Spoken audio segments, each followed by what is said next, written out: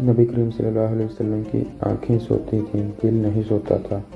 आप सल्लल्लाहु अलैहि वसल्लम जब आराम फरमाते थे तो ज़ाहरन आँखें बंद होती थीं, मगर दिल बेदार रहता था।